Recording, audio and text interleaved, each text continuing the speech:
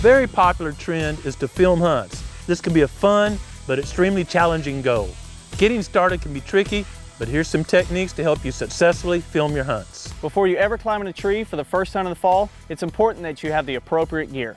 I've already attached the base. I like to put it about my right hip. That way the camera arm comes across my body and I have the most range to film the relationship between the hunter and the animal as it works into our setup. The next step is to attach the shoulder. It goes in like so. I like to go ahead and level up the bubble when I put the shoulder on, so make sure it's good and level. Now it's time for the camera arm. Fluid head. It's critical to get the camera arm, base, and shoulder level before you start filming. This will go a long ways to make sure you capture quality footage. The beauty of this setup starts at the base. Every cameraman knows one of the most annoying sounds is the sound of a ratchet strap as you're attaching the base to the tree to start off the hunt. But with the great price point and the durability of this base, you can put these up in the tree before season starts, so when you climb up in the morning or the afternoon to start the hunt, you just have to attach the shoulder, the camera arm, and the camera, and you can do it in almost complete silence. One of the biggest reasons why I keep the whole setup on my right side is almost all the cameras have their controls and the screen on the left side. So throughout the hunt, everything is right in front of my face so I can run the camera effectively, but no matter what scenario is thrown at me, I can capture it all on film.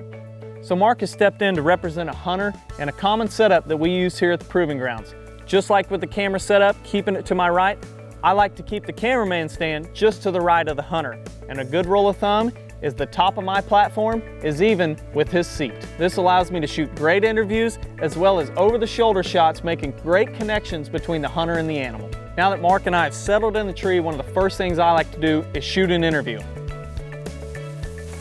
I usually twist the camera around, get it in between me and the hunter. I like to keep a good 3 to 4 foot in between the lens of the camera and the hunter's face. This is the ideal setup for an interview. Another important part of telling the story is B-roll footage and scenics.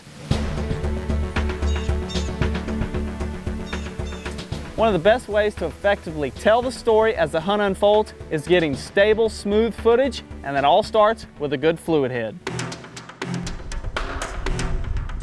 Framing your footage correctly is important to making sure you capture the moment. Anticipate where the animal's going, not staying where it's been. By leaving yourself a buffer or pad in front of the animal, even if it moves quickly, you have the moment captured.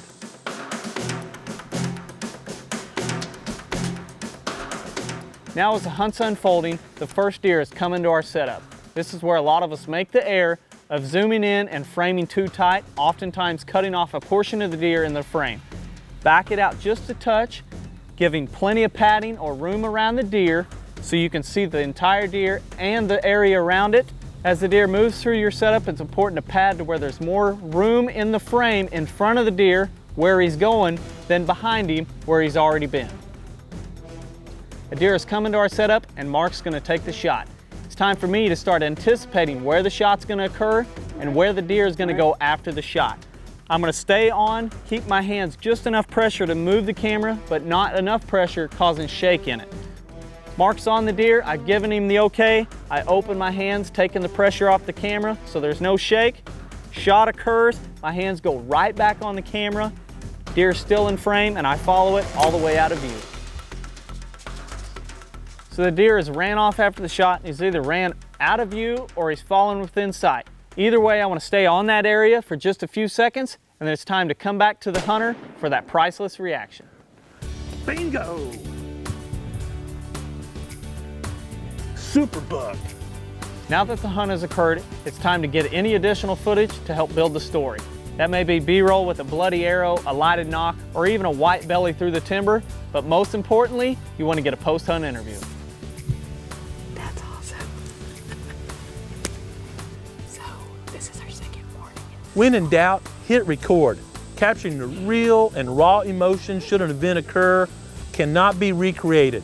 Have that camera rolling, get those real moments, and you have a video everyone wants to watch. You guys might not let me come back.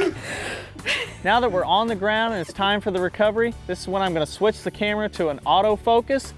I don't know how excited my hunter's going to get. He may change the distance in between the camera and him, so I want to make sure it's always in focus. I'm going to try and keep the distance 5 yards or so back behind him, and I'm just gonna follow him all the way to the deer.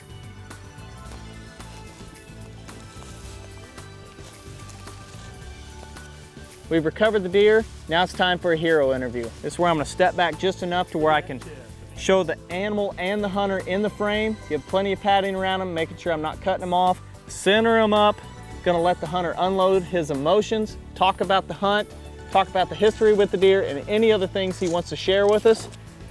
One other little tip, I step back and get a little bit lower. This highlights the animal really well and is a great ending to the hunt.